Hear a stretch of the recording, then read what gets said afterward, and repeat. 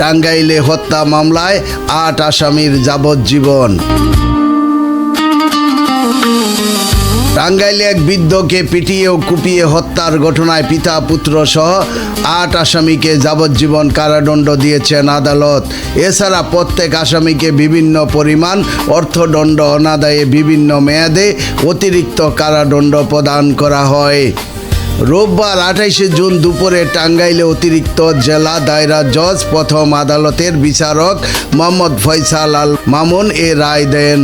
দণ্ডিতরা হলেন টাঙ্গাইল সদর উপজেলার ছোট বৈনাফের চরপাড়া গ্রামের দবির উদ্দিন ৬৫ এবং তার ৫ ছেলে রফিক মিয়া ৪৫, তোফাজ্জল হোসেন ৩৫, ময়দান আলী ৩৩, হাশেম আলী ৪২ ও আব্দুর রহমান ৩৮।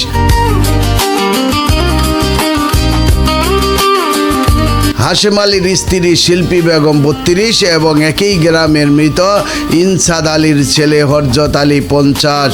আদালত সূত্র জানায়, টাঙ্গাইল সদর উপজেলার ছোট বৈনাফের চরপাড়া গ্রামের মোহাম্মদ আলীর ৭০ বাড়ির সীমানা নিয়ে প্রতিবেশী আসামিদের সঙ্গে বিরোধ চলছিল। এই বিরোধের জের ধরে ২০২২ সালের ২৪শে জুলাই সকালে আসামিরা পূর্ব পরিকল্পিতভাবে মোহাম্মদ আলীকে চাইনিজ কুড়াল দিয়ে কুপিয়ে এবং লোহার রড ও বাঁশের লাঠি দিয়ে পিটিয়ে হত্যা করে।